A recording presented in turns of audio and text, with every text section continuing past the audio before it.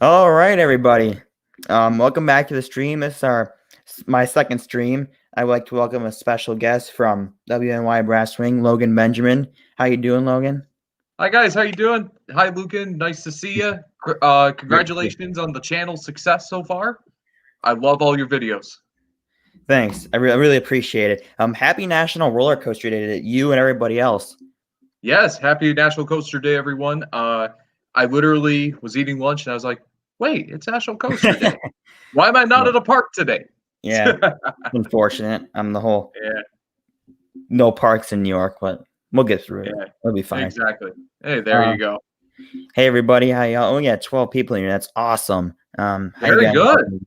I'm probably not gonna be able to say hi to every one of you, but hello. um, all right. So, how about tell these guys a little bit about yourself? They might not know who you are. Just give them a little bit of background knowledge about yourself. Absolutely. All right, so anybody who regularly watches channel, you might know me as the random commenter on the video, my random GP quotes, but I'm actually a businessman from the West New York region.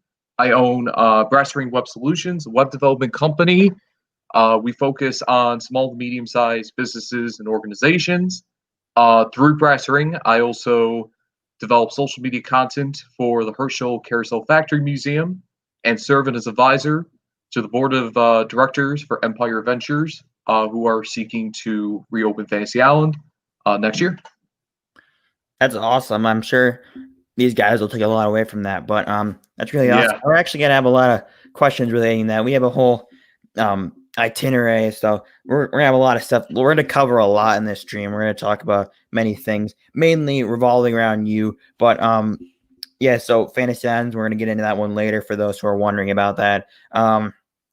We're we're also gonna talk about some other cool things in the stream as well. But yeah, you covered your company. If you have anything else you want to say about your company, feel free to say it. Um, and yeah, so the first thing I have written down is actually you developed a really it's a fairly sophisticated intensity scale. It's pretty cool once you get to use it and just look at how it's laid out and stuff. So you want to explain that to the viewers?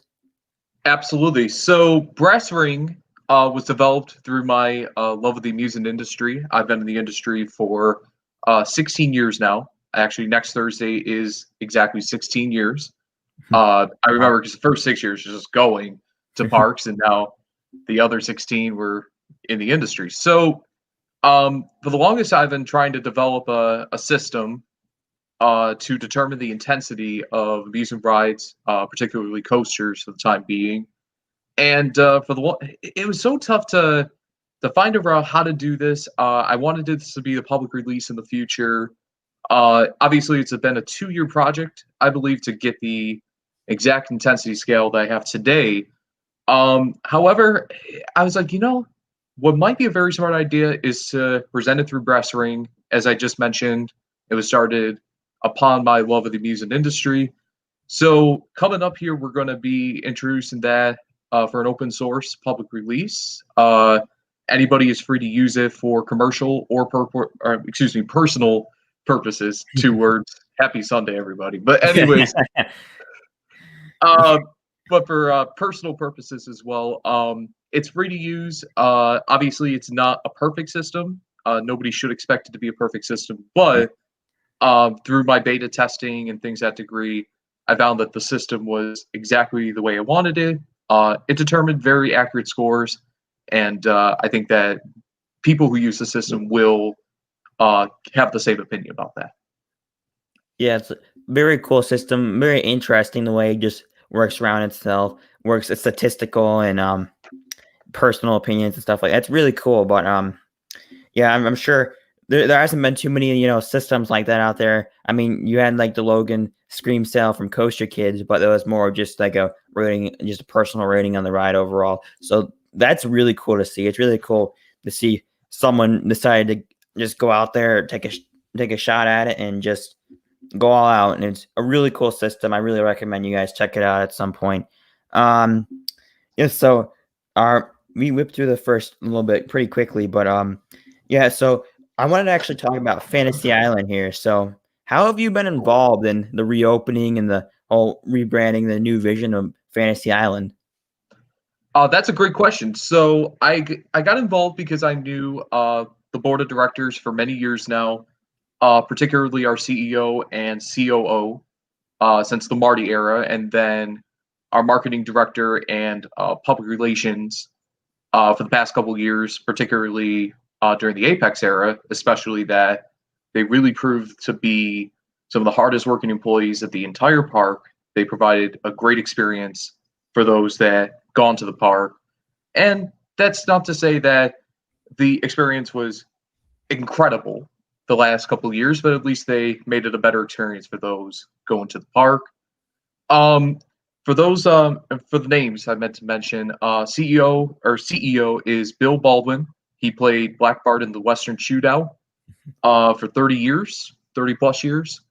He even mentioned he was been in the 4th of July parade for the past 22, Pretty 22 awesome. years, I'm pretty sure. It's really awesome. Which by the way, to any Empire Ventures board of directors on the chat today, shout out, say hello. We'll mention you if you're on the chat. But Bill Baldwin, CEO, Jay Wilcox, who is the Chief Operating Officer, he is putting together all the I guess the bread and butter of the company. We're working on some very innovative things. Hopefully, they come into fruition soon. Sam Adornetto Jr. is public relations. So basically, he's going to be the smiley guy on camera in his quote. And then Adam Molnar, he is our marketing director.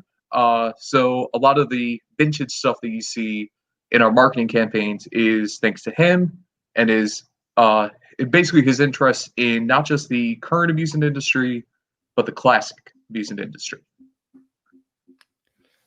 It's a lot. I hope everybody was paying attention in the chat because we have a lot of off-topic stuff and going on in the chat, but that's okay. It seems like people are happy to be here. It seems like they're having a good time. Yeah, so I'm gonna take a step back a little bit. For some of the people who haven't that are from other areas of the country, and because I know you have people from Wisconsin, the Midwest, and West Coast, and people from even Europe watching the stream, which is really, really cool. Wow! Yeah, welcome really everyone cool. From Europe. Yeah, it's really cool. But maybe just tell them a little bit about what the park looks like right now, what's happened between February and today, and because some people might not know what rides are still there and if there's really anything left. Yeah, absolutely. So for our viewers that are not aware of Fantasy Island, the park, which is located in Grand Island, New York, between Buffalo and Niagara Falls, two major cities in the region. I think it's a very good location for a park. The park opened in 1961 as a 12-acre children's park. So basically, what you would find in common children's parks in the 1960s, Alan Herschel rides galore, basically during that era. More on that shortly. But then in the 1970s, the park went under a drastic expansion plan from 12 acres to 75 acres, I'm pretty sure, and included a lot of the classic rides of the 1970s. The park didn't have too many unique rides per se during these two eras, but they had a nice quality, a nice quantity, and a nice unique theme to go with the attractions. There was a charm that you couldn't find really at any park in the region, even with Crystal Beach across the border in Canada. So it had a long storied history. Closing originally in 1982, as the original owners filed for bankruptcy during that time. Charlie Wood reopened the park and started adding the innovative attractions, basically rides you would not see in the area. Even if they were common rides, you would not see them probably for 90 minutes to 2 hours away at the very least. And then he sold it to International Banking Corporation, if I'm wrong on that, or International Broadcasting Corporation in 1989. Plain and simple, they did not do a good job during that era. So the park almost closed. Then Charlie Wood bought it back for a season, 93. But then, really, he was 80 years old at the time. Do you think he wants to do another 10 years of Fantasy Island? He'd be 90 at that time. So, after a legendary career, Martin DePietro bought the park in 1994.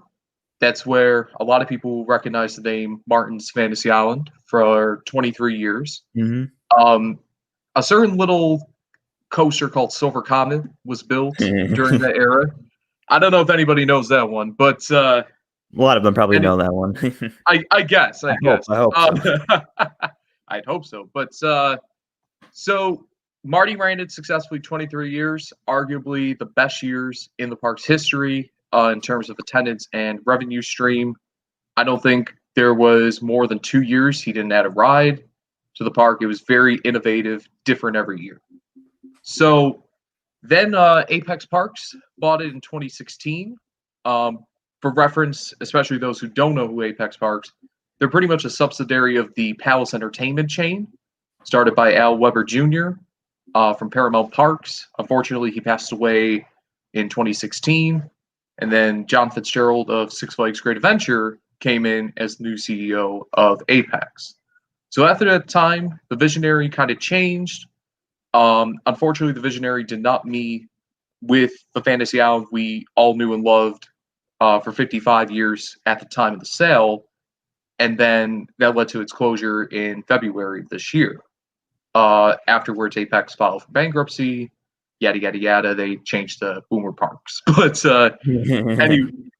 little teaser. But anyways, but that said, the park is not in the greatest condition as we speak, as to be expected, especially that they ripped out every single ride except for, I think, 6 kiddie rides. Thankfully, Silver Comet is still there, and the water park attractions.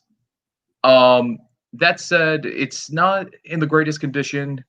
However, there is potential inside the park. Really, what they would need is I'd say about 20 to 25 rides in the next 5 years, and that's just from my personal perspective of the situation. And basically, what they would need to do is just clean up the property a little bit, or should I say a lot of bit rather. I don't want to get called out from by Bill on this, but they do have to be cleaned out a bit and pretty much exactly revisioned the same as it was in 94. Obviously in 94 it was probably $5 million to do everything. It'll probably be more this go round, obviously with inflation and the new standards of amusement parks in 2020. But as we go along the stream, I'm pretty much gonna explain why, even with the condition of the park that it's in, that this park really has potential, and why I joined as an advisor to the group. I went there for 21 years.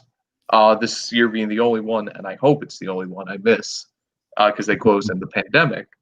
But that said, why would I join as an advisor to Empire Ventures? That's pretty much what I'll explain throughout the stream today, and why the community outreach the company is looking for should be really paid close attention to, in similarity to other park reopenings over the years.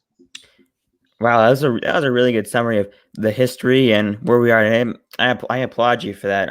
If you guys haven't checked out Buffalo Coaster's little documentary, you might see him in the chat. Go check that out. He does a nice job as well there. He gives a good, I think it was 10-15 minutes, a good summary of the history. He got really in depth on how Silver Comet was built. Silver Comet's a great coaster for you guys who don't know, at least in my personal opinion. I mean, obviously people are going to debate it, but I thought it was a great ride when I rode it. I went to the park once back when I was like maybe 11 or 12 or something, and I always remember driving past that. Silver Comet's just a great spectacle, like when you're driving on the highway. It's just a really cool thing to see. Yeah, it really is. I'm very thankful they held on to that, and they didn't let that one. Empire got there just in time before someone decided to take it down or do something with it. But for you guys who don't know, the parks, I'm guessing the park's going to feel a lot different when you guys reopen, because there's pretty much all new rides except for like super common in the rides you mentioned. And like I'm gonna be completely honest, I wasn't like the biggest fan when I visited the park. It wasn't being run perfect. Like I think it was being run better then from the one I've heard to like the last couple of prior years. But I really I wasn't a huge fan of the park, but I really know Empire is gonna make that a priority, especially when there's like not too many rides in the park and there's only so much to do at the park at this time. But I know I have a lot of faith in you guys. I know you guys can do a real good job fixing some of the errors that we saw from the past owners. Thank you very much for that. Yeah, our company is very focused on combining two things. Number one, bringing in a visionary that the park has never seen before, and particularly Western New York as a whole, at any of the amusement park properties. And number two, bringing back what made the Marty era, for example, one of the best eras in the park's history. Basically, the things that brought people to the park, kept them at the park, and brought them back the next time. Yeah.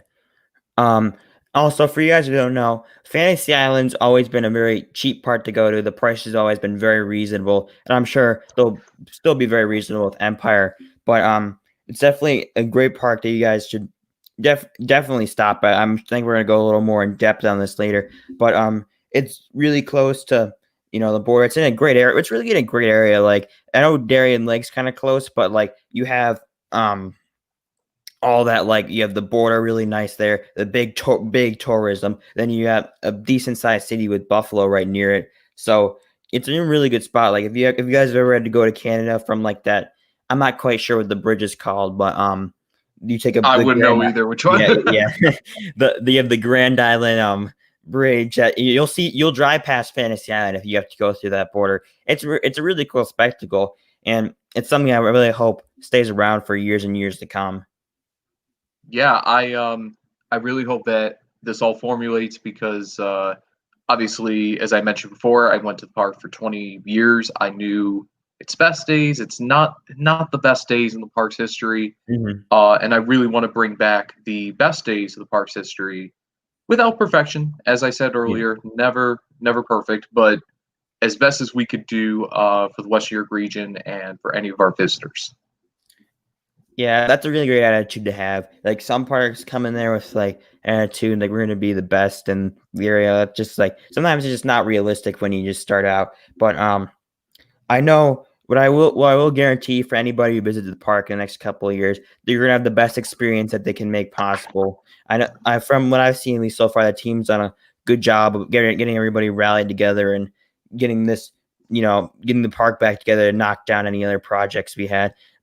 If you like to talk about how the transactions of the land and stuff are going, because I know a little bit about it, but I'm not great at explaining the whole thing. If you have any knowledge on that, feel free to share it. Sure, absolutely. So I don't know. I don't know how many numbers are there just yet. How far in the progress they are being an advisor to the group rather than Mhm. directly in every attention or every aspect of the company's decisions. I do have a role in that. I don't have too much information on that. I'm sure some way somehow like Buffalo Business First will have that Mhm. information when the Yeah. transaction is finished, as they did with Apex back in 2016. So, Yeah. but progress on that so far, I am aware of the progress of it. We're pretty Mhm. much we're not moving forward, but we're not going backwards Yeah. on it. Thankfully, we're not going backwards, and Good. that's a very important step on that. That being said, I do want to make a note real quick. So, one thing that I've been mentioning to the group over the past couple months is that Fantasy Island, first of all, did it once already in 1983 with Charlie Wood. And there are actually 5 defunct amusement parks that reopened under new ownership over the United States since 2010. And not just reopened, but re-innovated the property, and they rebuilt with new attractions, new innovative attractions. They're priced right. They have good quality. In fact, because of all that, they had their highest attendance ever prior to the COVID-19 pandemic. Mhm. Prior to COVID-19. That being said, the big question that we received before is what. So with COVID-19, what is the potential of Fantasy Island being a Hmm. success next Yeah. year? From the industry trend, we're following industry trends very closely. We're also following safety guidelines, health guidelines. If they still exist in 2021, we'd be more than happy to follow them in whatever way we can. But one good example of that is nearby Herschel Museum, which actually just reopened their Kittyland park this about 3 or 4 weeks ago. It's not on the top of my head, but anyways, um, what they did was they took the safety procedures seen all throughout the amusement industry. This is not just Yeah. a couple of ideas to stay clean. We follow industry and CDC guidelines there. So it's not a huge example, but in the local sense, it is a very big example that in the state and in the region, there will be properties and there will be amusement parks that will take safety and health as a top priority. And especially Of course. with my advisor role with the group, that this will be a top priority of Empire Adventures. It's always great to hear, especially when you have a park come out and say safety will be our first priority. Like sometimes you get parks that won't say it. Sometimes you get people who still will say it. But I wanted to switch over to another topic. Well, sort of the same Sure, topic. of course. But in the chat we have a lot of people talking about Kentucky Kingdom. Do you have any? You want to point out any similarities between Kentucky Kingdom and Fantasy Island, or anything like that? Any ways? Any any similarities in the plan or whatever you guys have? Well, most certainly I can. In fact, especially when the company started in April, that was exactly one of my biggest points is Kentucky Kingdom in Louisville, Kentucky. For viewers that don't know, Kentucky Kingdom is a wonderfully ran park in Louisville. The current owner, or should I say operator, that could be all confusing sometimes, but the the operator of Kentucky Kingdom actually operated the park during the park's classic era from 1990 to 1997. He invested, I would say, probably close to $100 million during the classic era, and I would say over 200 million since 2014 to the property. And what he proved is really what we are in right now. At Fantasy Island, it's going to be a smaller scale aspect to the Kentucky Kingdom aspect, even though there were not a lot of attractions that were like $20, $25 million in Kentucky.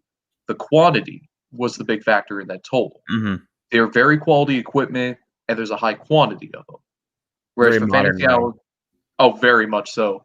And we have the same intent in mind. We're going to combine modern and classic. It's not going to be one or the other. It's going to be all encompassing. So I expect the cost to be lower than the Kentucky Kingdom situation. But that said, the similarity to Kentucky Kingdom is, I would say, scarily similar, because in Kentucky Kingdom's case, they had a lot of local leaders, they had a lot of politicians and Yeah. people to that degree who really supported the project. They understood the economic and tourism boost that the park would bring to Louisville, Kentucky. In fact, I got to get my notes here for a second because. But the Ed Hart.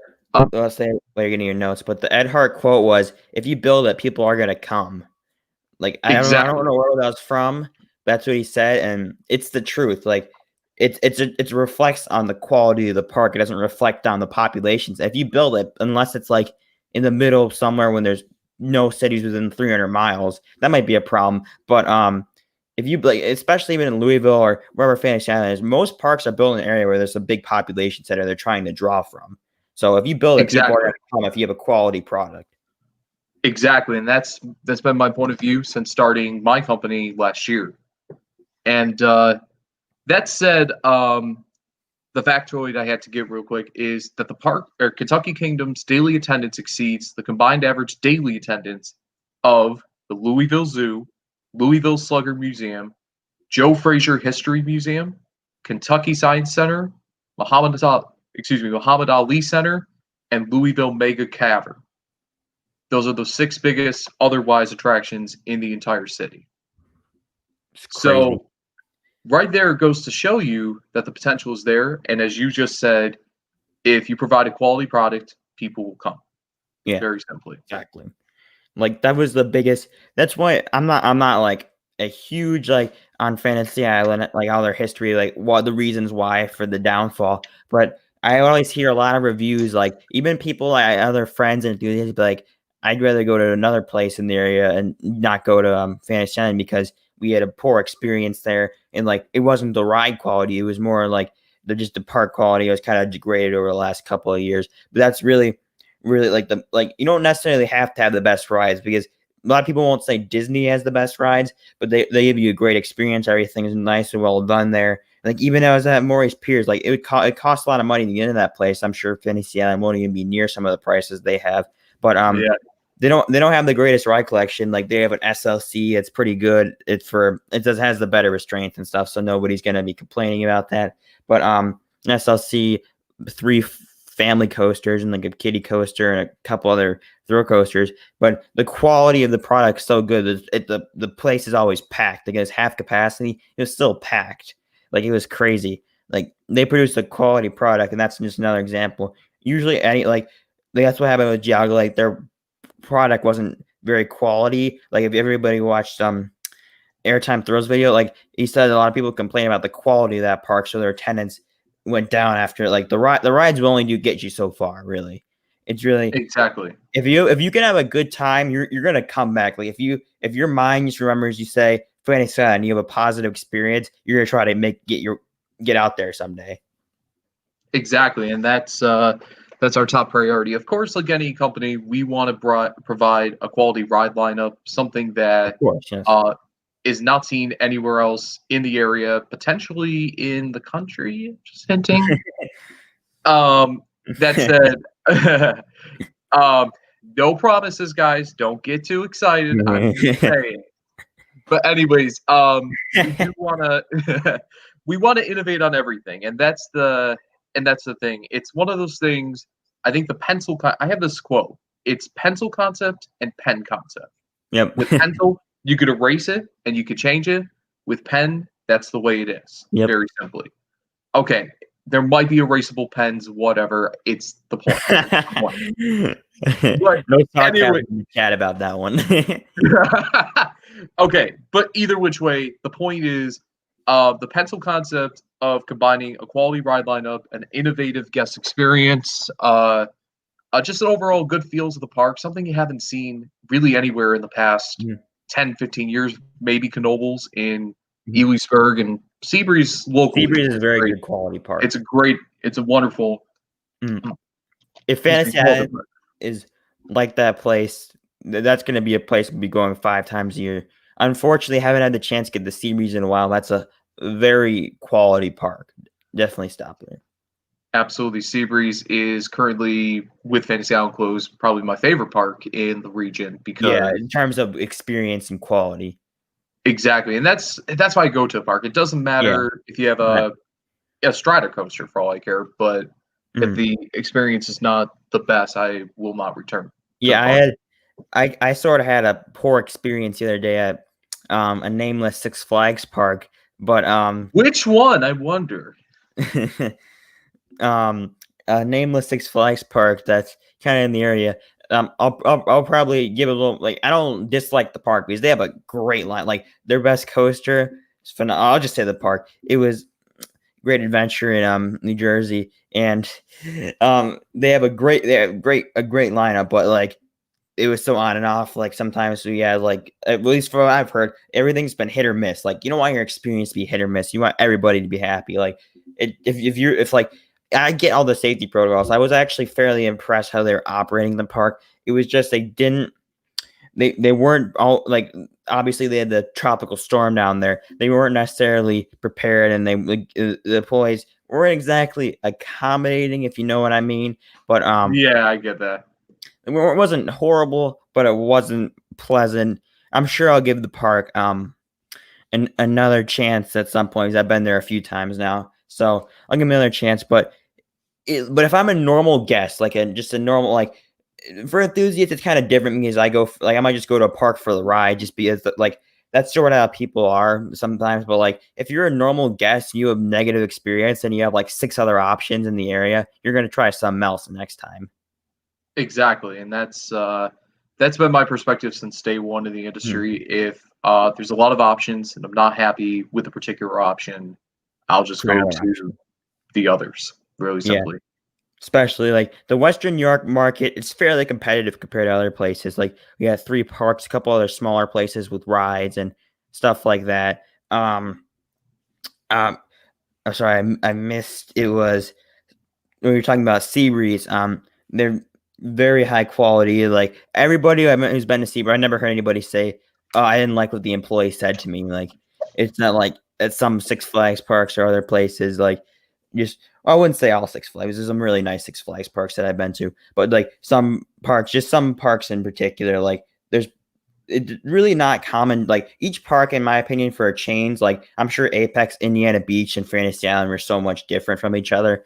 Like you might not be able to tell. So who knows how much quality they were putting into the park. But you're gonna have a different experience, like almost at any park you go to. Like Six Flags, you might see common trends. Like you might see similar rides there, or like at Cedar Fair they put similar rides in there. Any industry, like they're gonna if they like some, they're gonna spread it across the country. Yeah, so it's really Joker. No. it's really about like that's the best thing when you have a smaller company taking over Fantasy Island because you want because they have that one park to worry about. Like if you see go to Six Flags Park or Cedar Fair Park, like towards the bottom of the chain, the quality might like their top parks are going to be great. Like I know a lot of people in the chat probably love Cedar Point, which is fairly close to Western New York, but there's some parks lower in the chain that aren't going to be as high quality, and at least some chains, but it's just going to drop. It's just not possible to keep that. But any family park you go to, like, just has like a different feel, a different atmosphere, a different feel. Like, there's nothing like there's like parks like Kennywood, Wallamere, like in the area. They all feel way different from each other just because they have each family has a little bit of way of doing it. And we talked about Knoebels does a great job. See, like that's why I think Fantasy Island has the tools to be a really good place because now we just have like I know Apex was a chain and they did some good things and some bad things, but they didn't have they had like 8 other properties they had to worry about. Now we only have like I'm not sure what other properties Empire's own, but it's Fantasy Island looks like it's gonna be a big priority compared to anything else.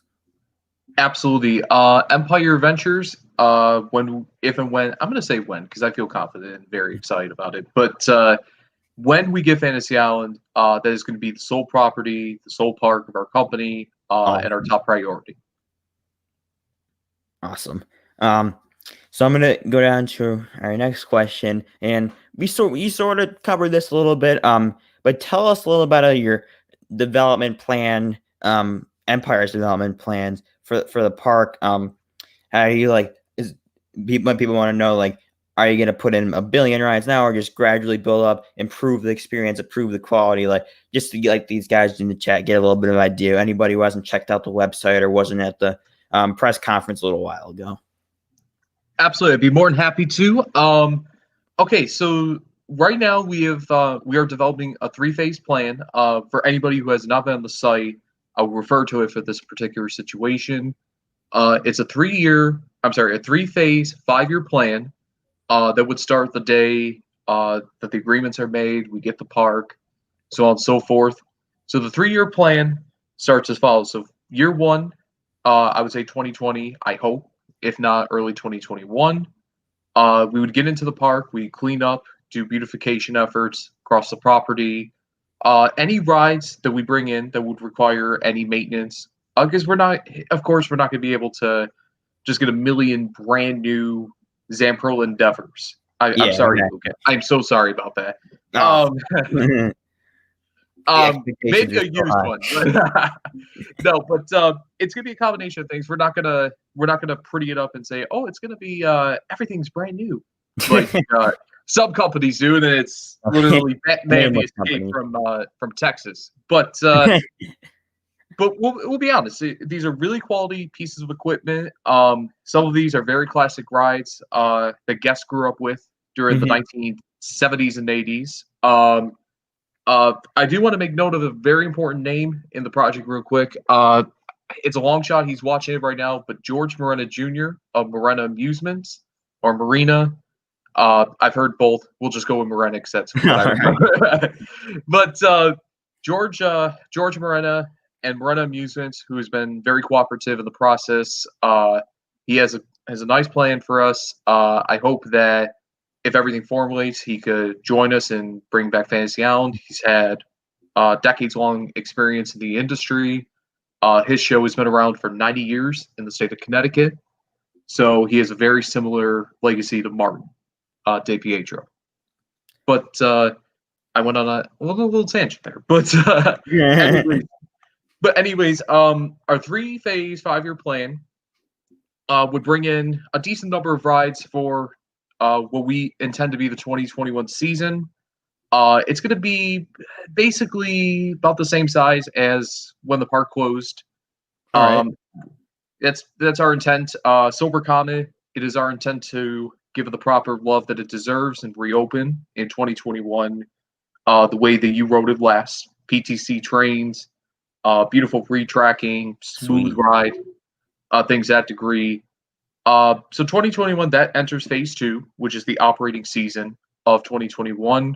And the way I would like to see that branded on a personal note is like the classic Fantasy Island experience, where you remember the last time you went to the park, whatever era it was. What you enjoyed from the park will be at the park. So that's phase 2. And then phase 3, we're going to take the approach of innovating. And that's the big part. Our motto is reimagine, revitalize, reopen. We are going to revitalize, we're going to reopen, and then we're going to reimagine. And between 2022 and 2025, our intent is to reimagine Fantasy Island, not to be a big chain park whatsoever. We talk about quality. Yep. We want to keep the quality. That's our biggest priority. But in that 4-year plan, we want to innovate. We want to bring in things that no other park in the region has, north, south, east of us, I even say west of us, for that matter. We don't want to have the same exact attractions. We want to do something different, attention drawers, as they say. Put it all together, all encompassing, and just come up with a good plan that brings people to the park. Whatever reason you're coming. Are you looking for an affordable day, summer day out with the kids? Are you going to ride our biggest attractions, our thrill rides, things that degree? Whatever reason you're coming to the park, we want to make it an all-encompassing experience that is quality, family-friendly, and overall fun, wow, for that matter, to all of our guests. That's a really good plan. Obviously you can see the gradual build up of the park, hopefully. Just the gradual like changing and how do I say it, modernization of what what we're going to be seeing. I just want to clarify for anybody in the chat, I don't think we're going to see the world's tallest super loop at this park, are we? I actually just placed the order right now for it. Oh, that's great. Those are my favorite kind of rides. Sounds great. Perfect. On it. And we'll have the ear guards too. From the fair. Because we need to keep our guests safe, so. Yeah. I just wanted to clarify something for you guys. Just as a quick little reminder. Just because me or anybody else watches it on YouTube and I can go, I think there's a 10% chance that the park might get an RMC Raptor. It doesn't mean that don't expect you're going to see 10 roller coasters there next time you're at the park. I don't want to have comment in another, and that's what we're. That'd be cool. That'd be cool. That'd be cool, but I don't think we're not gonna be varying in terms of numbers whatsoever. We're gonna be. It's gonna be the quality. Exactly, it's about the quality. Exactly. You're gonna really enjoy the like the however many rides you guys are gonna have, because I know you have like 7, 8 right now, like dry rides plus the water park. Water parks all remains intact, correct? All of it. Yes, it does remain intact. Absolutely needs love, 100%. It definitely needs cleanup. Yeah.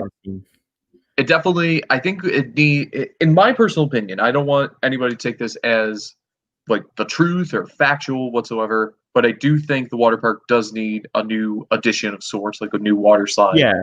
I'm planning to complex. see some like that. Uh, exactly. From my personal experience, when I rode the Double Dare Falls, formerly Raging Rapids, it's a mat slide during the Martins era, and then turned to a body slide under Apex.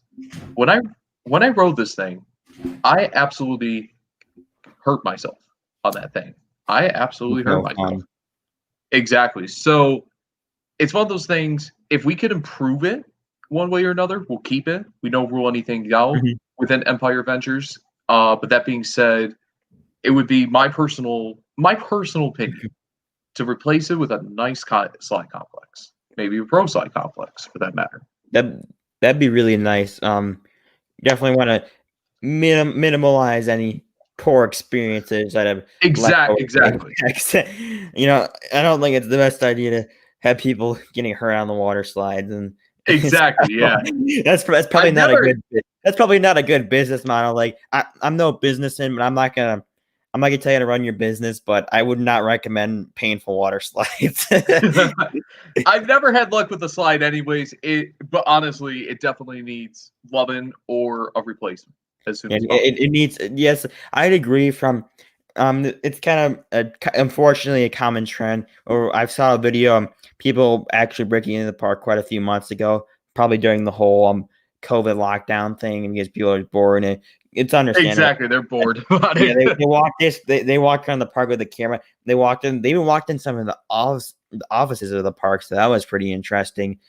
They walked into Yeah. the water park. I'm like, this is gonna need some TLC if they want to fix this up. But Oh, that water park's got a lot of potential. I say that. I'll say that. absolutely, This absolutely. I haven't been in the water park, but just looking at like the some of the like the slides are pretty unique from what I've seen. They have a sweet bowl slide. You obviously said the mat slide. I know there's a wave pool right there. That wave pool. Oh my gosh, what a storied history to it, isn't it? It's fun. Um, what else? What other water slides you got there? I can't name them all on the top of my head. What other? You have like a racer kind of mat slide. That's right. Dragster Drench. He's got like 3 drops or something. Yeah. That's really Of all the cool. bat slides I've been on, that's my personal favorite. To be honest with you. Yeah, those look fun. I've done the ones with the twisty section and like the drop at the end. I've done quite a few of those. Um, those are really cool. But I'm guessing those drop ones are pretty entertaining as well. Yeah. Probably the first couple rides I ever had on there until I got prepared. I might have gotten a little airtime on there. I might have. So.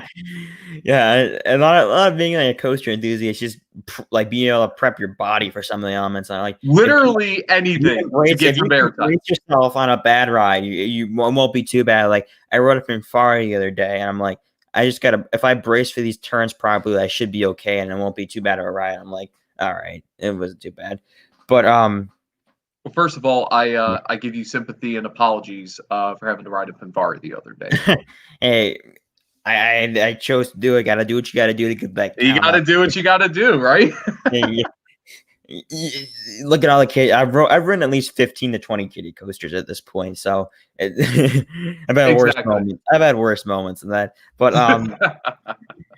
um, so another thing I want to cover before we get into some more open, just talking and question. What can we do as a community, as a coaster industry, just people who enjoy going to parks, and anybody who lives in the immediate area? What can we do to really help out your cause, help out what you're doing? Absolutely. So this will probably be the longest answer of the live stream. So everyone, bear with me. I apologize ahead of time. But anyways, okay. So very simply put, we just asked the community to reach out to the local leaders, people that would be able to help us, investors, anybody, any business people who we may be able to connect to, people that are inspired by Fantasy Island, our story for that matter. Basically, people who really care about the park, care about preserving, in my opinion, what is a local institution to Western New York. It's probably, I would say, in the top 100 oldest, I would say, attractions in the area. Yeah, at this I would point, I would have to guess. Yeah, probably, yeah, probably in there. I would say around there. But it has a really storied history. This is something that when we saw the park closed, our CEO was literally in tears about Hmm. this. Me and him had to keep each other sane when we heard the news because Yeah. it was just really sad to see that. And the day that the park closed, the first thought that came to mind is if this park ever reopens, somebody has to take the route of the Kentucky Kingdom. Oh, Yeah. yes, what's that? Um, yeah, but I'm sorry if I can interrupt for a second. Of course. You guys had to move quick because about a week after the park closed, I recall some of you might know him, Michael in Cardona. He showed me, he told me park rides were leaving. I'm like, what? They just closed. They sold like the Starflyer ride and the Wild Mouse were already gone within like 2 to 3 weeks, and it's in the Ferris wheel was like being taken apart. It's crazy. You guys had to move pretty quick to get that whole operation together because who knows, had you guys let it go another month, another 2 weeks without objecting, because they had I believe it was Project Olive that was going to be on that site was the plan. Um, so there was a lot of confusion regarding Project Olive. In fact, when I first heard of it, I'm like, guys, listen, they might be taking over Fantasy Island. I was terrified when I saw that. Uh, that said, Project Olive was actually proposed for a plot on Long Road and Bedell. I'd have to double check that, but it's a plot of land between two of the side streets on the island, or should I say major streets for us, but it's side street in technical terms. On the island, it's like a 200-acre property. First and foremost, would not fit whatsoever on the Fantasy Island property. No Yeah. way. That's the first thing. Second thing is regarding Project Olive, I do want to make note of something, and that is, and I got the blessing of our COO for this. That said, I have a little fire basically, and that is that the community has been primarily focused on Project Olive. There's Yeah. been two sides to it where it's either anti or pro, which everybody is welcome to their opinions. I have no opinion on it whatsoever. That said, professionally, I do. And that is with a project like Fantasy Island, the potential of reopening what has proven to be the biggest tourism and economic boost Yeah. on the entire island. Sure. With that in mind, I'm very surprised with how little basically support we've gotten from local leaders and people who could be really building their legacy Positively affected. Yeah. by basically building up on this project. And the perfect example of this, as I said earlier, was Kentucky Kingdom, where the coaster community, which all of you, I've seen plenty of videos, and including yours and Mark from Buffalo Coasters, everybody who's been making a video, giving us a shout out, a huge thank you. And I want to be very clear on that. So as I say this, it's not about the coaster community. I know the coaster community has been ecstatic about this opportunity. Right, yeah, been very and we really appreciate that. And there's a lot of local. Exactly. And there's a few fans of Fantasy Island who've been really supportive of us. I also thank them. And I want to be clear on that because what I'm about to say does not affect everybody. Everybody who supported, I want to be clear about your support. Exactly. It's been welcomed and we appreciate it. But that being said, the focus on Project Olive has taken away the focus on Fantasy Island. And I want to be very clear on that. Very unfortunate. So there could be news stories, there could be legacy building aspects that these people could be taking to support a project like ours. We are community driven. Everybody is local. Everybody involved is local. We have team members who are basically are part of Grand Island. They are huge institutional names of Grand Island, part of this team. We have a powerhouse team. You could call it a dream team for that matter. So that being said, what I ask of the community to do is continue pushing. Project Olive is now a canceled project. So that said, there is no excuse. Exactly, gone. And I do want to make one other note. I apologize for this. But COVID, obviously COVID is a very big story. It is very important and should be taken to the forefront. It is a very major situation. I think health and safety is the top priority for anybody. However, the people that are anti and pro Project Amazon, they made it vocal about it, are the same people that say, well, COVID is an excuse for the amusement industry and its effect and all that stuff. If you're focused on Project Olive, which has about as many effects, I would say, with different circumstances, with about as much effect with that, you should be focusing on a pro development project by local people. Yeah, That is my personal opinion on the situation, and we have not gotten that. it's understandable. I definitely understand the frustration because I think the problem. I suggest speculation out of the blue, but people are kind of hesitant when you like say fantasy. Like Fantasy Island got a nasty reputation for at least among a good amount of the public for a couple years there because it got like I had some friends be like, "Oh, I'm never going. I live 20 minutes away. I'm never going back there," which is unfortunate. But they need to realize like fresh logo, fresh faces, it's like it's gonna be way different. Like everything's gonna feel way different. Like the land's gonna be the same. Still, Common's gonna be the same, but people are way different. They're not just a corporate company trying to make a quick buck off of local parks that you don't care about. Like if they don't really care if someone writes a bad review on Yelp or whatever, whatever they use or to review it. Yahoo or Google reviews or something like that. But that's not they're gonna try to fix everything. If someone says something bad on Yelp, I believe the Empire will they'll take that into account. They'll make sure your voice is gonna be a democracy, not a dictatorship. Exactly. And your theory is exactly right, Lucan. I can't even call it a theory. I have to call it fact at this point because Thanks. really, when Martin owned the park, he had the same exact perspective. He was not in it for the money. He was not in it to make a pretty buck or two. He was there to make sure Western New Yorkers had a place to go, somewhere comfortable, safe, clean, fun, for that matter, fun well for those. I'll do it a second time for the viewers who were not there for the first time.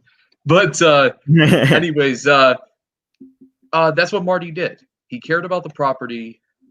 He invested to the property. Really quality equipment. Things that you feel comfortable riding. People that you really enjoy. I have so many friends for the Martin era who were really gone by the end of the Apex era that really do care about this property. They care about the park. They care about it operating, being there for Western New York, and being there for the town of Grand Island. Very clear and simple. That's just a really amazing thing. We have all these local people trying to help other local people, like have an escape on the island and the area for the whole region, really. Just leisure place. Like these people are just trying to like the only money they're really going to take away from it is just enough to pay their bills, really, like or put back. Very simply, just enough to like. They're not gonna, go to their house and buy $5 million pools, but I have plans for that. No, no. no. You're gonna take out money, get a mansion. Maybe a $5 million pool for the water park, maybe. Yeah, but that's about it. Maybe a $5 million roller coaster. Who knows? Well, who knows for that? Yeah. You have any other more comments on that? To be honest, it's just as I mentioned before. I asked the people of the coaster community, Western New York region, our local leaders, and everybody who could build upon a legacy to help us with this goal of bringing back Fantasy Island, not just for the coaster enthusiasts, the local leaders to have something to fall on for like money, tax breaks, and exact degree. We want this back for the community as a place of tourism, economic success, and family fun. It's as clear as simple as day. That's just a really amazing thing to see, especially when you have a park just get squashed by a corporate company. It's very unfortunate. But the second part of this question is I wanted to we sort of covered this a little bit, but this is more of a different base to the question. I wrote down that I wanted to ask you, what are EA's goals, Empire for those who don't know the abbreviation, but Yeah. those what are their goals? I'd say mainly with like community, maybe like community attendance or just donations or people who can't like do anything or like anything, like maybe a dollar here and there, stuff like that. I'm just asking, putting it out there. Yeah, absolutely. So our goal is basically to reach out to the community now, and just say, hey, look, if you guys could help us in any way possible, and here's the thing, even if you can't donate a dollar, maybe you know somebody who Just tell can somebody. invest exactly $50, Spread the word. $500. I'm sorry, what's that? Spread the word. Exactly. Yeah. Spread the word. I even say it on the website. Give us a shout out. I don't care. You guys, you've done it. Mark has done it. A lot of people have done it. Just give us a shout out. Feature the site. Share it with your friends. And if you know anybody, what's that? Just text it to somebody. Exactly. Text it. I don't care. Text it to Copy somebody. the link. Put it in your bio on Instagram or something like that. Exactly. With so many things vocal today, that's the other thing. Be vocal to your local leaders, community leaders, those that may not otherwise make this decision. Because to be honest with you, if they're the leader of the community, if they want their community to succeed, this has been a tried, tested, and true community success every single year, even during its worst years. It's been tried and tested. Yep. It's really like, everybody, we got to pay it forward. Like if you guys watched Airtime Throws video, you talked about Indiana Beach getting bought out by Gene Staples. I'm sure it's going to be similar to what Fantasy Island is going to be in some aspects, obviously, but yeah, exactly. It didn't have this demolition of scale that you guys have had, but yeah, just you need help. Like he just said, pay it forward. Go out, visit the park. I know Fantasy Island's not in the greatest spot for some people who live in Europe or the West Coast or thousands of miles away. But like if you're heading up to Canada for whatever reason, if you're going on a park trip, you're coming from Darien Lake or Wonderland or you're in Seabreeze, like if you're around the area, come here, pick up the credits, spend $1 or $2 on spend like $20-$30 or how, I don't know. Obviously you guys probably don't have an idea about the prices and stuff yet, but I guarantee you it's going to be less compared to like, Darien Lake and some of the other places around. But like it's going to be a good value for, spend a few hours on where you're driving in between, when you're driving from wherever you're coming in America to the Rainbow Bridge. You guys mentioned that, so now I know that. The Rainbow Bridge, it's maybe 20 minutes away. I know Marineland's kind of out there, so you go exactly. Maybe hit Fantasy Island and Marineland if you're a coaster enthusiast. Get like 5 credits or how many credits. There's a credit in Niagara Falls. So just stop at Fantasy Island for a couple hours and have a good time. Exactly, and that's part 2. The community aspect is that after we get in, after community support, we want to support the community in whatever way we can, and that's something that Marty emphasized on for many years. He did many things that no park in the region, let alone the country, would do in 2020, and that's what we want to do when we reopen the park for sure. Oh, my phone just buzzed. Yeah, I just have the little phone over here making sure I'm not, my face isn't frozen and or something like that. But so, yeah. Do you have any other thing you want to say about Fantasy Island before we move on to something else for a quick second? The only thing I have to say is fun. Well, let's make it happen. That's all I have to say. Let's do it. Everybody, you don't got to do much. Everybody pitches in a little bit. Exactly. Not even money, just support. That's all we ask for. Just pitch in your voice. Exactly. Pitch in your voice. There you go. You walk into your school. Fantasy Island's reopening on Tuesday.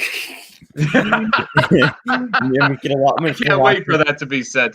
Just gonna walk out. I got 2 free tickets to Fantasy Island for anybody who donates $1. Exactly. That'd be hilarious. That'd be funny.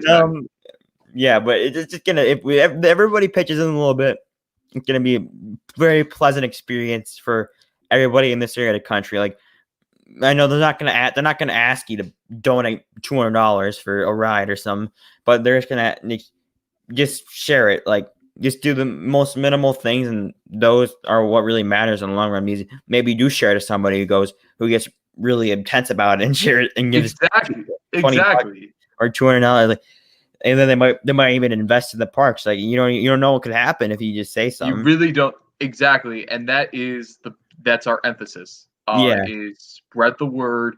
Whoever can help can help. This is a community project, and we want to emphasize on that very clearly. One more thing I wanted to touch on before we let people ask some questions, open questions. So you worked in, excuse me if I'm gonna botch this pronunciation, but the Herschel Museum. Did I get it right? Pretty close. It is the Herschel Carousel Factory Museum, which is in North Tonawanda, New York. Awesome. So would you like to just share anything about that? Share your role in it and how you've helped them elevate their product a little bit? Sure, absolutely. So as I did when we started talking about Fantasy Island, I just want to give a shout out to my friends from the museum. Megan Hayhen, who is the executive director, Ian Sapella, who is the education director, Jenna Kieran, who is the outreach director, Shirley Burgess, who is the office manager, and Marissa Sieb, who is the gift shop manager. They have been great partners with me over the season, over the years for that matter. So I just want to give a huge shout out to them. If you're watching for any reason, say hello. Let the world know you're there to check it out. Wonderful, great people. Oh, and Lauren Ashley, who works for the STEM program. I totally forgot. Okay, now shout out. But anyways, but my role at the museum, I am a volunteer there. I last season did ride operations. I was pretty much there once a week doing the Kittyland testing park and the 2 carousels. So that was a very fun experience. I worked with a lot of great people, great volunteers, and people dedicated to the North Tonawanda community during that time. Very good community out there. It's a wonderful community. I might add. Yeah, it's a wonderful community out there. I am also the social media content developer for the major one for the museum. Awesome. I do Travel Tuesday and Throwback Thursday feature. Since I started last year, I've been focusing on current Herschel rides still in operation and former rides that previously operated or vintage adverts from the Herschel collections. Sweet. That's right. And I forgot one other thing. This year in particular, I worked with museum staff on the comprehensive plan to reopen Kittyland Testing Park, which, in my personal opinion, otherwise, I don't know if it would have been considered because obviously with COVID-19, there's not a lot of answers to it. Oh, yeah. Did you say something, Logan? I'm sorry. No, I didn't say anything. Oh, no problem. I'm sorry. Yo, you're good. I just wanted to double check. But anyways, I don't know if it would be considered, and I would totally respect that because obviously there is no, as far as I know, no amusement parks or facilities with rides open this year anywhere in the region. So, but I was able to work with them, and this is another point for Fantasy Island is that we were able to prove the safety procedures throughout the industry do work within the museum. They've been very flawless so far. And I'm very proud of the success so far they've had this year. I know they had a really rough go at the beginning, being closed. They are a nonprofit organization, so people dedicate their time to this museum to make it work every single day, especially within the 4 walls of the museum to make it happen. So to be honest with you, that's another thing. They are open. All the rides are open. They do have limited schedules, but I do highly recommend making a visit there if you're in the region, especially those without any ride credits this year. This is your chance to get a couple rides in, even if they're kiddie rides. I don't care. I did. So. Yeah, we're coaster enthusiasts over here. So exactly. You're saying you want to try to it comes down to it. Amplify those procedures onto Fantasyland if you need to do it. But it looks Exactly. Yeah. like they're been really good. But I remember you recalled. I recall back from a while ago. But I didn't really put this in my notes or anything. But you said something about like online trivia. You said it'd be an online trivia you guys are working on. Yeah. So we are currently working on a trivia night for the museum. It's going to be a virtual event. I would have to assume on our Facebook page. We'll confirm that detail when it comes. It's going to be a fun night. We're going to do some music industry questions, especially those that basically those experts in the music industry. We may even trick you with some of the questions we have in store. That being said, we're still determining a day. Up for the challenge. Are you guys up for the challenge? But that said, we'll confirm a day probably in the next couple weeks here, or within the next couple weeks, and we'll post details on our Facebook page regarding that. That's really awesome. Any other things you want to say on the museum before I let these guys have some free reign? Once around is never enough, and that's what I have to say about the museum. Very simply. That's really cool. But I know you believe some people that can't be in the chat right now have been texting you any questions or anything like that. So if they've said anything, feel free to bring them up here and we can talk about what they had to say, I guess, or respond to anything they had to say. Funny enough, thankfully, the people I was texting were gonna watch the stream. If anybody I texted is watching the stream, say hello. I will shout you out as soon as they come in. I don't think I have any questions from them, thankfully, through text. But if you do have any questions in the live chat, please post them, and I'll try to get to them.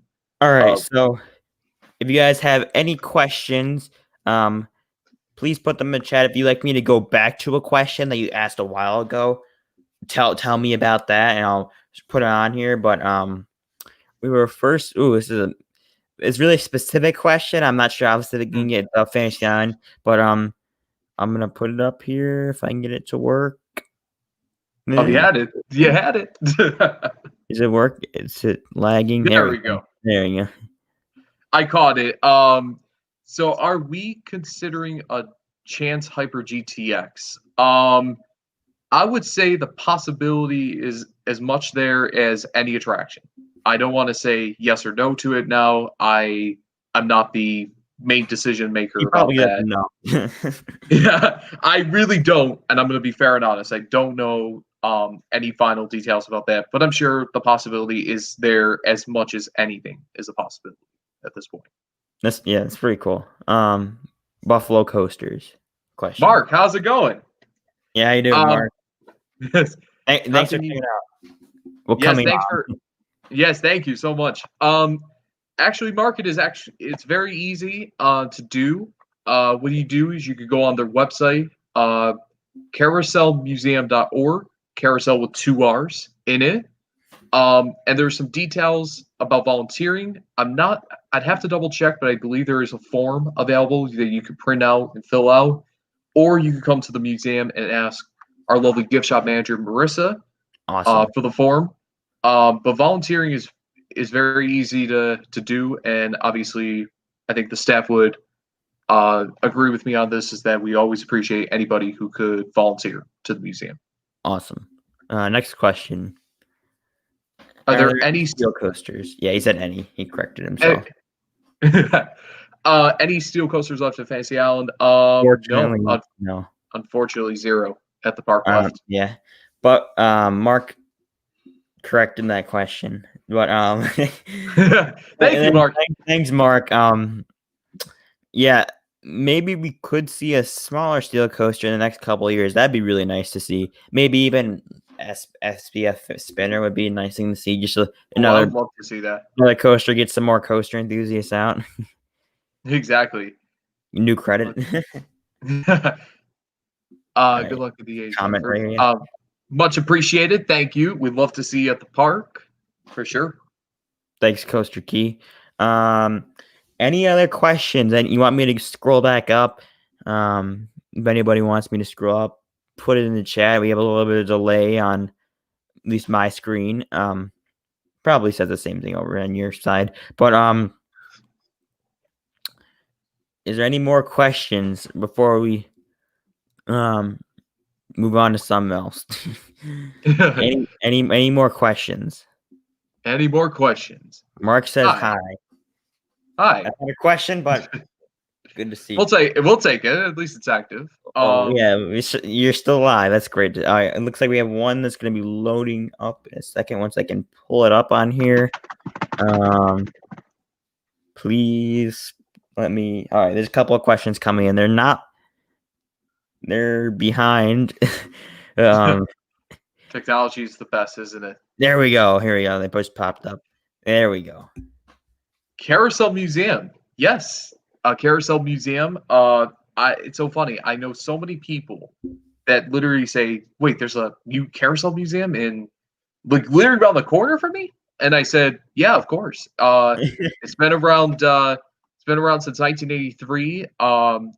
It's actually a long storied history about that. I'm not gonna go too much into it today, but basically the history is that the carousel was developed pretty much here in North Tonawanda. Alan Herschel actually, I would say, is an innovator within our region. A lot of people don't really think about that, but he really is an innovator within our region.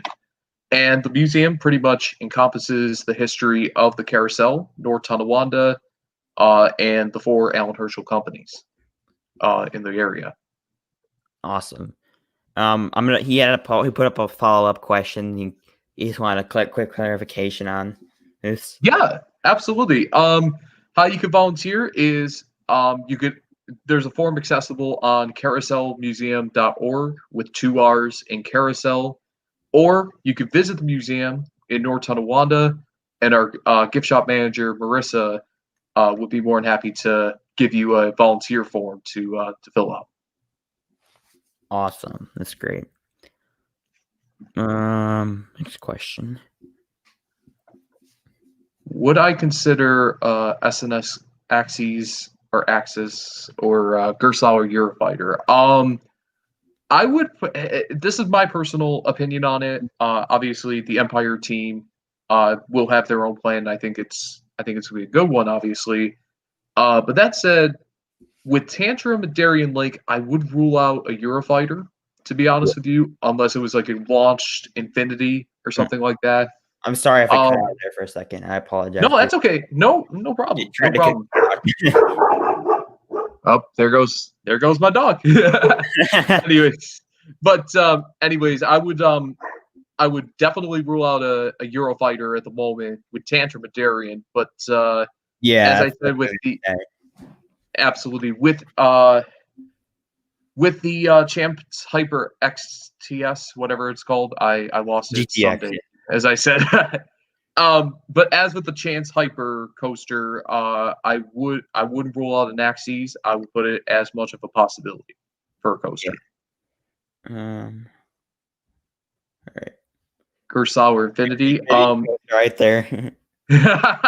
As much as the Eurofighter, I would say, unless it was like a launch coaster of sorts, I would like to rule out an Infinity. Again, even if it's bigger. Exactly. Bigger, longer, more versions. Even with that, there would be a similarity to Tantrum down the road. So it's not quite enough market for it. Yeah, not as big of a market. The museum is in New York. Oh, yes. Yes, this is in New York. Yes. It is North Tonawanda, New York, which is close to Buffalo, about 15 away from Buffalo, maybe. Yeah. All right. More speculation. All right. More speculate. You're gonna make me speculate, aren't you? Anyways, that's what they do best. Yeah, there you go. I love it. Gravity Group Woody. Yeah, I see the possibility. I wouldn't say a guarantee at this point, but in my personal opinion, you never know, especially something for the kids and the families. As much as Silver Comet is cool. Exactly. It is a thrill coaster, family oriented, but I think that would be a nice complement coaster. Absolutely. Yeah.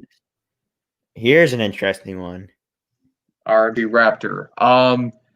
I personally would love to see an RMC Raptor. I think I'm just gonna speak for myself and what I've seen. I think like a good 100 out of 100 people would like to see that. Exactly. Yeah.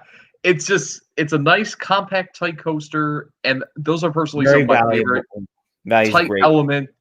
Exactly. Not drawn out elements. I love the tight intensity.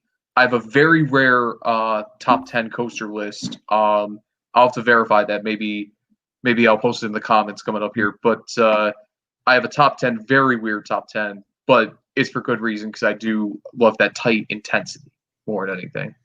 All right. So before I hop into the next question, what I'm thinking we do, we take our last, speculation, fantasy on questions here, and then before we end here, I'll let you talk a little bit about yourself and a little bit like what kind of coasters you like and stuff. So you guys Absolutely. can. So I'm gonna find any other fantasy. Oh, this is great right here.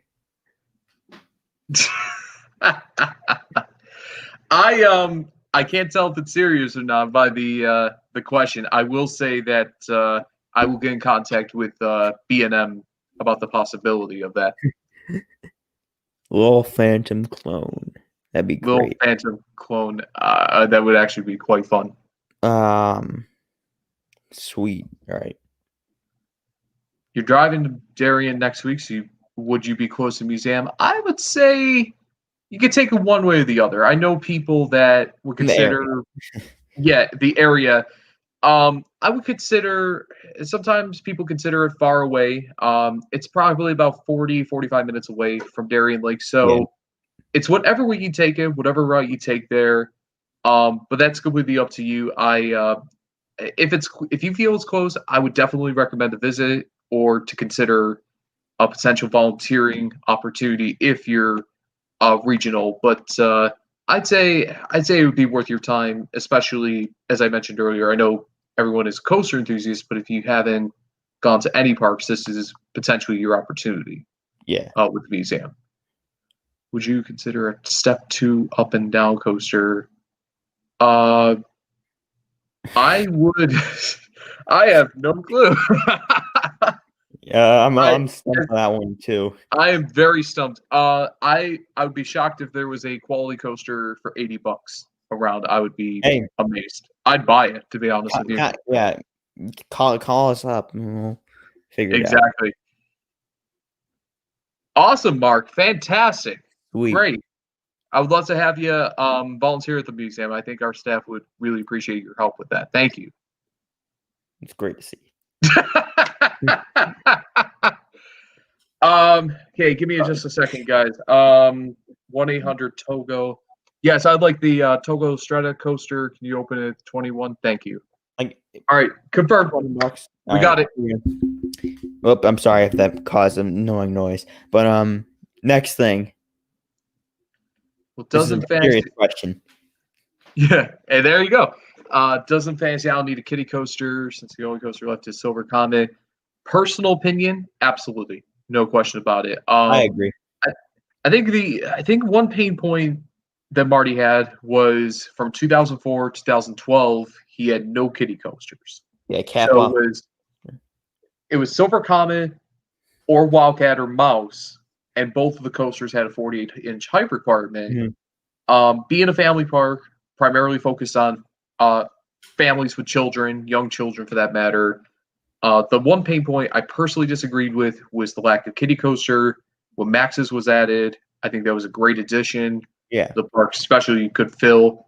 Would I say a wacky worm? I don't know, to be honest with you. I think it depends on how popular Max's was at Martin's. Obviously, all of our opinions of wacky worms are give me a pillow and a assertive mattress. But I know the kids really love that coaster. So I think I would definitely say a kiddie coaster should be in the plans. For it being a wacky worm, I have no clue about that. Awesome. There we go. A Toga Strata. I don't know if you missed it, but I ordered it already. I ordered it live on here. Oh, great! I started a new trend, didn't I? We got to pay attention. Yes, I got to start a new trend, didn't I? All right. So I think we're caught up on the questions. So, do you want to talk about your own coaster preferences or opinions, or you say anything like that? Like any personal coaster stuff? Yeah, absolutely. I will go industry broad for a minute here and talk about my again very random top 10 list that I have. For those asking, and I think this will be my most controversial comment of the day, and I talked about Project Olive too. Um, my most controversial statement of the day is that my number one is undoubtedly Steel Vengeance to Cedar Point. No question about it. I Um, have not had a chance to ride that, so I'll tell you, it's worth your while. I mean, one of those coasters. I thought it would be great. I thought it'd be fun. When I rode it, I was in awe. I don't know if I've ever screamed at a coaster as loud as Steel Vengeance. it's awesome. Um, I'm sorry. What's that? It's awesome. It's awesome. Oh, absolutely. Oh, okay. I think you said thoughts. I'm like thoughts. No, Thoughts? it's but anyways, I just have a very weird top 10. I'm gonna try to get to more parks. The top 10 is going to change, obviously, in the next couple of years. For right now, I'd say my favorite local coaster open, honestly, it's got to be Tantrum at Darien Lake, and the main reason is, as I said earlier, I like tight and intense, and that coaster is tight and intense. I mean, a Yeah, I coaster agree.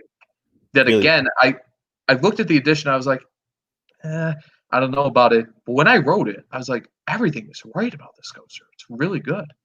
Very short, but short but I, sweet, really.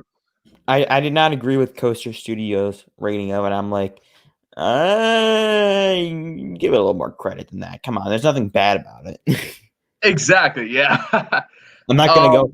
Oh, there's a rattle. No, there was no rattle when I wrote it. It was a good, nice and smooth coaster. there's no rattle. Don't argue. Please don't argue with me about that. Exactly. It was very smooth when I wrote it. Yeah. I will say a coaster with a rattle, but it's a fantastic coaster. My number three is Phoenix at Knoebels. Oh yeah. Absolutely legendary wooden coaster. Uh, Another coaster I heard so many great things about it. First time I rode, I was kind of underwhelmed about it. I was in the Magic Row too. oh, Row two, funny enough, is it row two or three? But one of the two is a I don't Magic Row. I think the only magic is you get the least intense experience in that seat when I rode in it. But know.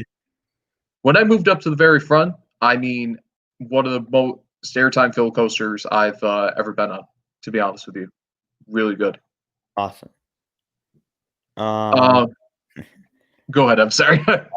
Just quick question Sure, on here. but No, that's but cool. anyway, do you prefer B&M and Intamin? Okay. You made me say my second most controversial statement of the day. But anyways, from personal riding experience, I would say Intamin of the two from I personal agree. riding I experience. agree personally. Yeah, good, good. um, yeah, the Intamins I rode, Ride of Steel, Millennium Force, Wicked Twister, Maverick, Top Thrill Dragster. I'm gonna say I think that's it. I believe at the moment, but I'm not 100% certain of that. I All think right. that's it. Yeah, you got Ride of Steel, right? Oh, absolutely, absolutely. All right, awesome.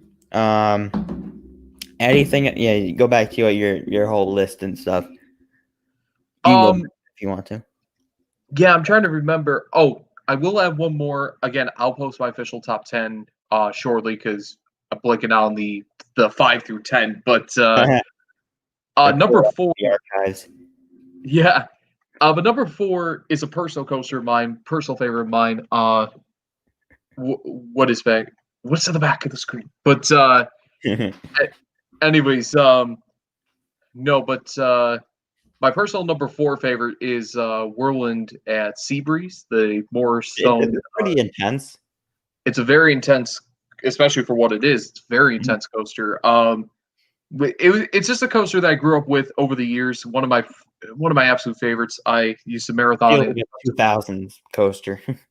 Absolutely. I marathoned it sometimes like 20, 25 times a day. I'm sure I have a record. We'll have to ask the owner about that, Rob Um, Norris. I Excuse need me. to say one thing. Rip Quantum Loop. Rip Quantum Loop. Never got a chance to ride it. So I never did either. I wasn't even alive when it was here. yeah, I was probably 5 or 6. Never heard of Seabreeze at the time, and that was a mistake. I never heard of that park. So, but Whirlwind number 4, just mainly for nostalgia and the intensity of the coaster. So For sure. yeah. But you said is that all you have for your list, or you can't remember the rest of it? I can't remember. I'll have to refer to the sheet. I'll have to find it in the depths of my documents. I only have like 1,000 documents going, so I'll have to double check it.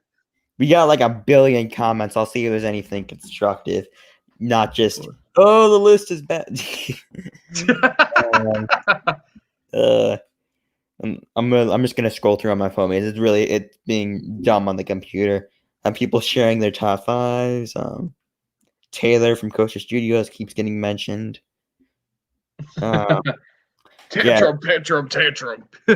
You guys have any questions for him about his opinion? Just how many coasters you've been on? There you go. How many coasters have I been on? Again, pretty much a limited list of parks I've been to that's going to be expanding next couple of years. I think I'm at 60 as of now. 60 so far. Excuse me. That's a solid count there. Yeah. I'm sorry. I almost just yawned on the camera. Oh, that's fine. That's fine. I had a late night last night, but hey, Millennium Force man, what's good? Yo, sa. Good to see you made it. Good to see you made it. Rochester enthusiast.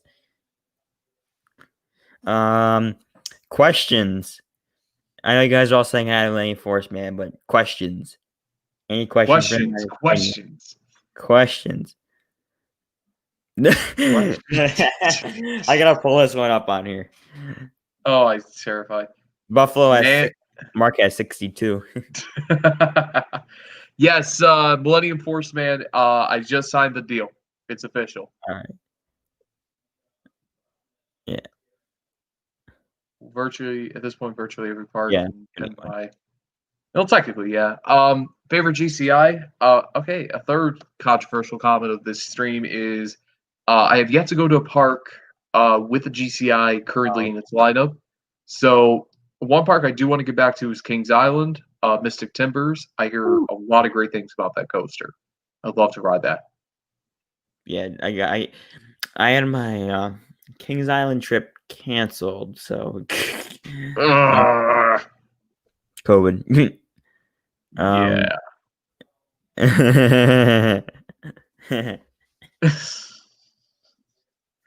Okay, I'm gonna give Taylor credit real quick. Some of the coasters I've been on were shockingly rattly and rough on my end. Some things that a lot of people would be surprised by, but at the same time, that's personal opinion, not overall view on it.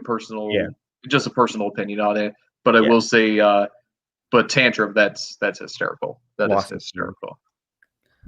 All right, so I'll give you guys another 10, 15-ish minutes. Get some questions in here. 10, 15 minutes, y'all. Yeah. We're at an hour 30 right now. We've done pretty well. Yeah, we've been doing good. Very good. Favorite B&M. I just caught this.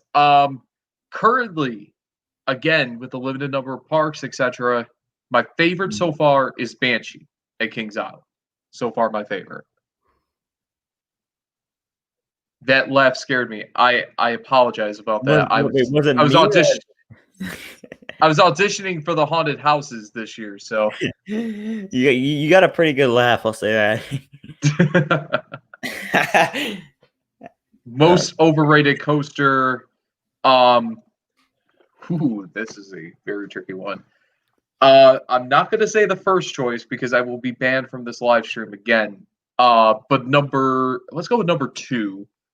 Number 2 overrated coaster. Jeez.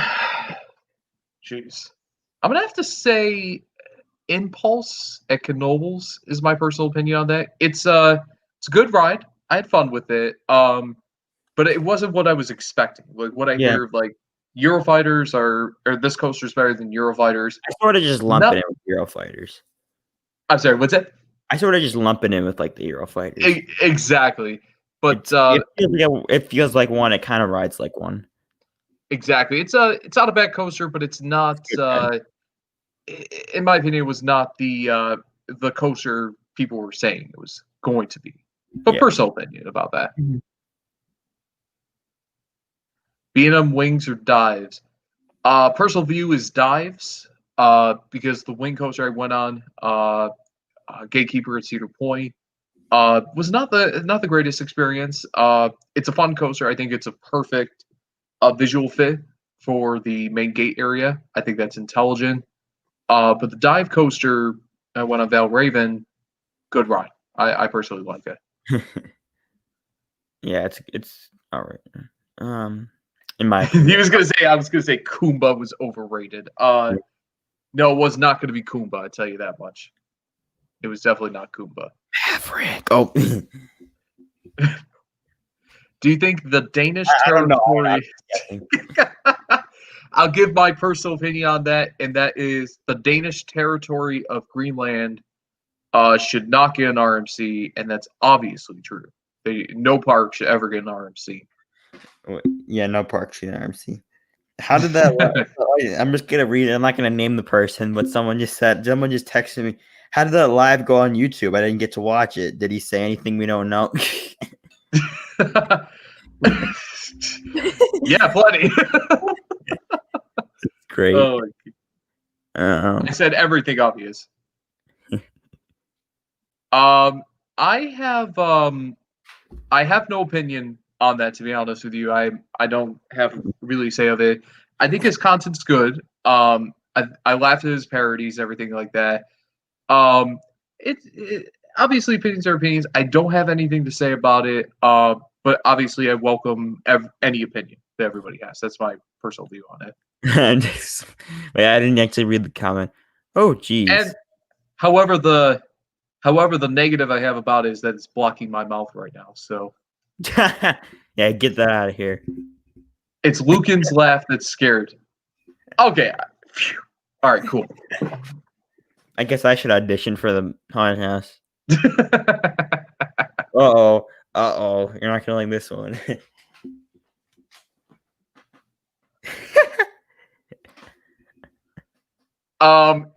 Okay, if you'd like to see an RMC Silver Comet, I recommend Immelman Footers, and you can live your dream. So just add a couple inversions, and they'll be okay.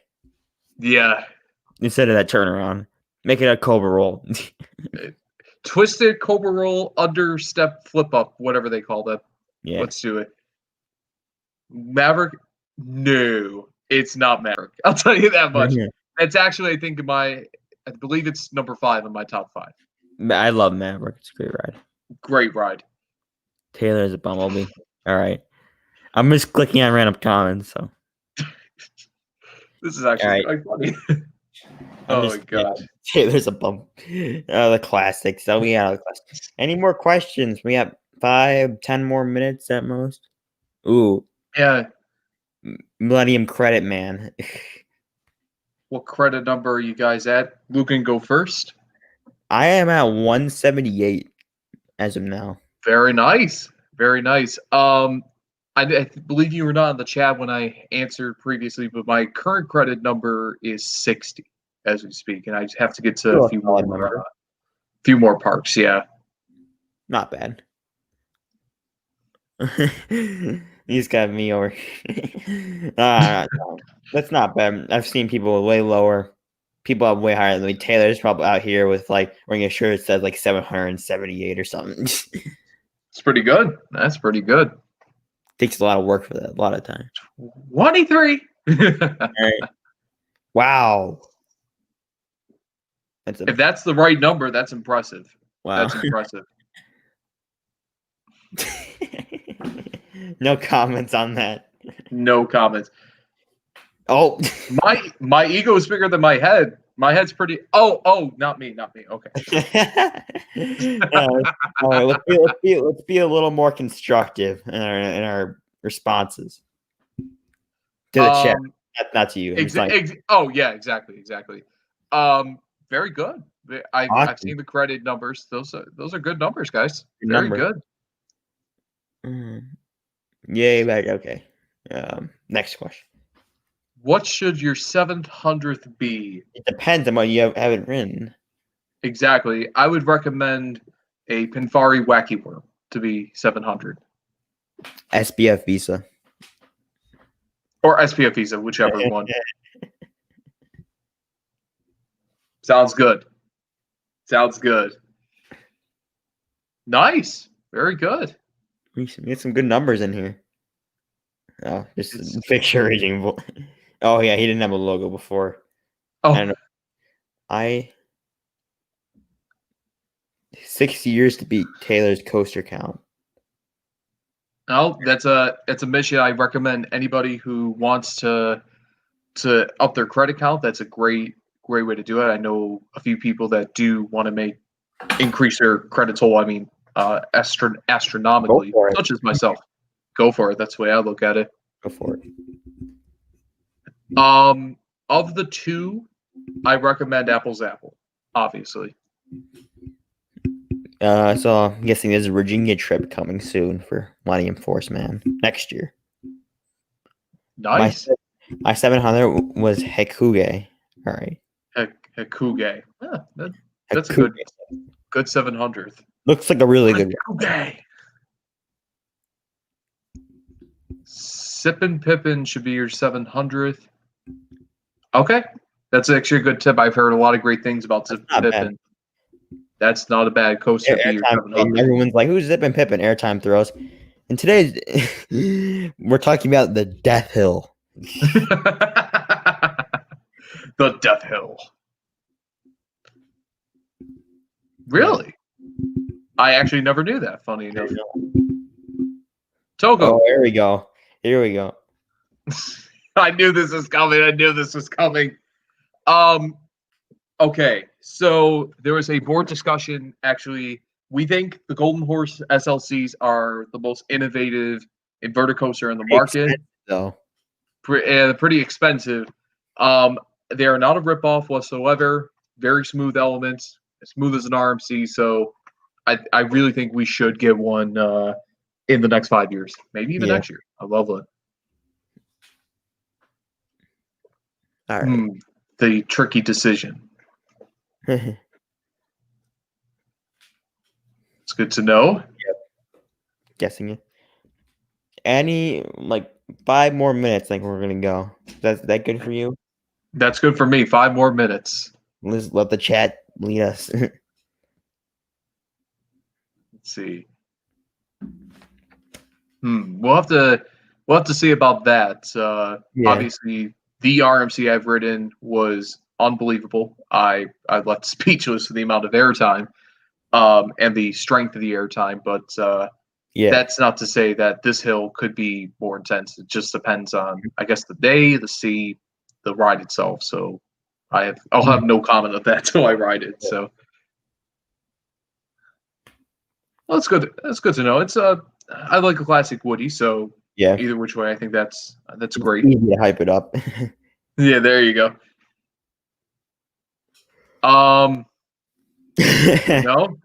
You know the way I look at that is innovation. That's the goal of the company. So I think that would be a smart move. There we go. Here's some wild ideas. You see, I like the creativeness, though. Oh, which one up there? I like the creativity from these comments. I like it. I really do like it. I think might not be a cheap goal, but think big. Think big. That's the way to look at it. I think that's a possible concept for sure. Absolutely. Yep. Any comments? Got T-minus, I guess, 4 minutes now. 4 minutes. Yeah, I'll say 43. Well, 43. We'll wrap 43 it up. more. It's gonna take a minute to wrap everything up. So everybody questions in within the next 4 minutes. Exactly. Last chance. Last chance. Now we're gonna be on the. No, I'm just kidding. I got a park to open up. Oh my Um, gosh. oh, I'm not gonna read that next comment. It's a little too little too personal. All right, I become a boomerang. Higher chance than some rides. Oh, amazingly higher chance, even with one down the road. Actually, higher chance. Yeah, there's like 3 in the area. So right. So true. Hey, people like them. You just get them everywhere. I'm gonna Exactly. file a personal complaint. There's not enough Vekoma in that park. Yeah, no question about it. Well, I'd say Oh yeah, legitimately the newer one. yeah. That actually wouldn't be too Good. bad. Good thoughts. I will bring that to the attention of EA, especially with the popularity of Maxes. I would like to see that back for sure. All jokes aside, that wouldn't be the worst idea, to be completely honest. Yeah, it really wouldn't be. No. Some like it. Call it Max's Junior. No kidding. Actually, a fun fact while we're waiting for the Son of last minute Max. question. Son of Max and Doggy Dog. So why is it Max's Doggy Dog coaster? So actually Marty, this was one of his latest investments to the park.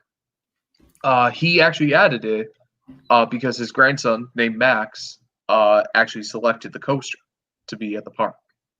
Awesome. So named it Max's Doggy Dog coaster.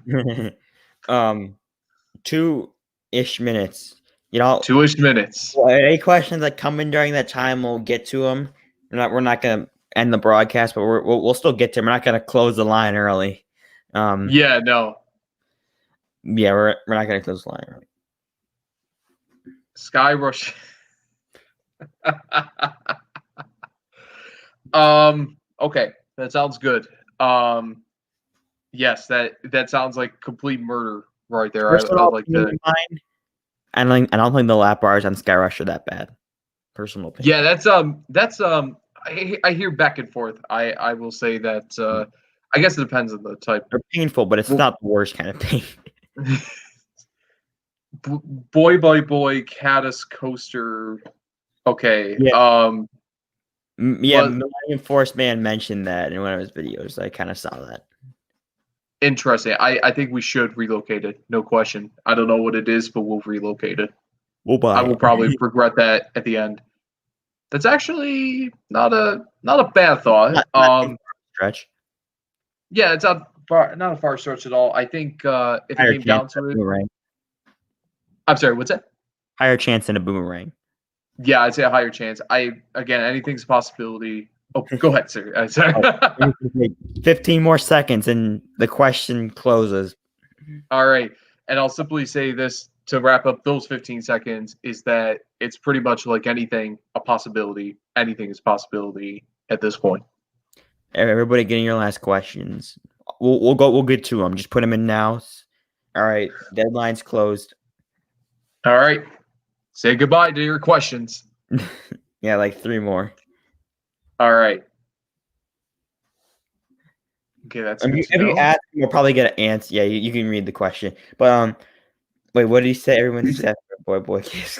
Yeah, we'll probably still answer the question. We might ban you from streams permanently as your Okay, punishment. sounds good. Sounds good. Next thing. Okay, sounds good. On it. I'm down with that. I don't know if you meant the RC or your crazy Vekoma coaster, but okay, sounds good. BM rest restraint set. We added to that. I mean, I don't hate those particularly. No, I personally like them. They're pretty cool. All right, yeah, they're fun. Load. There we go. That's it's pretty true. To be honest with you, they yeah, at least they give you some freedom. That's for sure. I mean, the way it comes down like I'd say like your waist above is like woo. Yeah, that's the point. All right. Whoops. Hold on. That is that's not my decision. Well, if you can contact him and if you can bring his attention to me, I would certainly love to have him come on the stream. And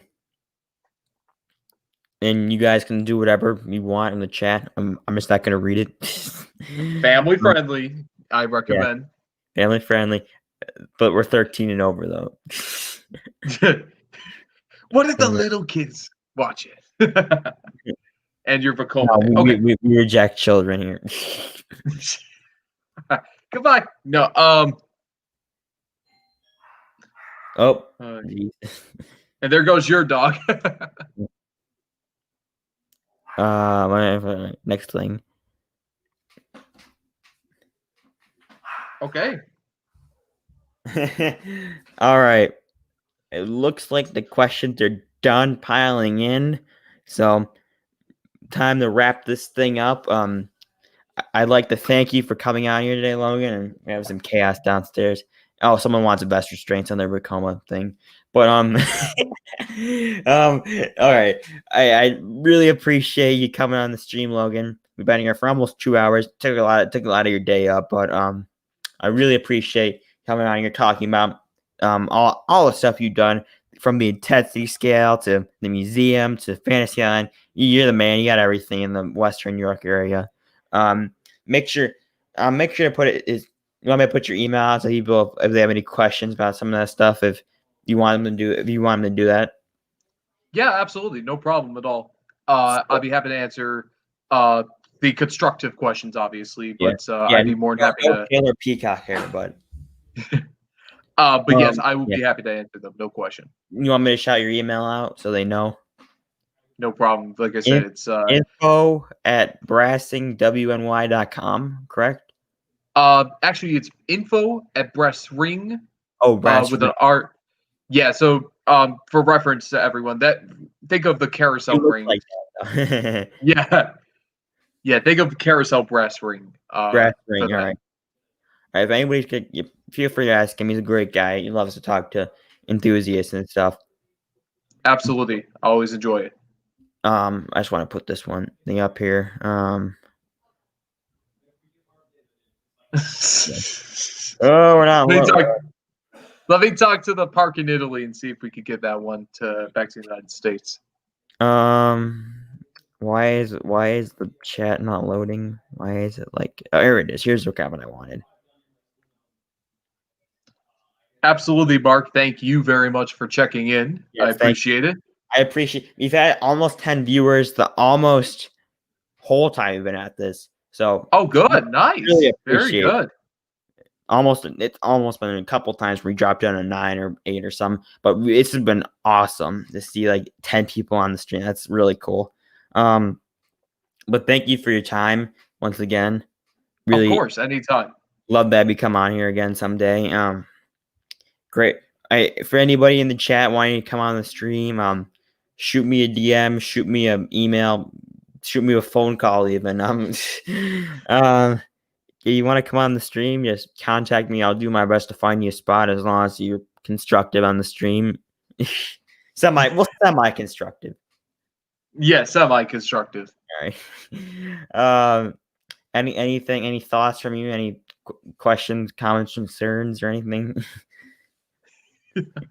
I got nothing on my end. All right. I hope you guys all have a great night. Hopefully the weather out here is gonna be a little better. But I hope you all have a great night. It's gonna be next stream will be Friday, tentatively. Friday, Saturday. I had to push it back from Saturday because I had some mild scheduling issues, but it's all good. Yeah. So that's really all I have to say. I got a vlog coming out tomorrow, 2 uploads. I have one premiering on Thursday, one just coming out normally on Tuesday. So stay tuned for those. That being said, thank you for tuning into the stream. I love the engagement that I'm seeing. I'll keep doing these things. It seems to just get better each time I've done it. Even though I've only done it twice, but much improvement since the last stream. But yeah. Any final thoughts, Logan? I know I asked you this already, but any regard, you want to say bye or anything? I obviously want to thank everybody for tuning in. Thank you for supporting Lucan's channel and my efforts. Obviously, if you have not subscribed to Lucan's channel, please do so already. He makes great content. It's worth your while. Check it out. Appreciate it. And as always, do support the Empire Ventures movement. We're here for a reason, to help the community. Herschel Museum, here to help the community, whatever way you can. We appreciate that very much. Hey, good stuff, Mark. Yeah. Hopefully see Mark on here soon. Get some more Western New York coaster content. But with that being said, I'd like to thank you all for your cooperation. Mostly friendly chat. Yeah. I'll see you guys. I'll see you guys all in my videos tomorrow, and I hope you all have a great day. And see you later.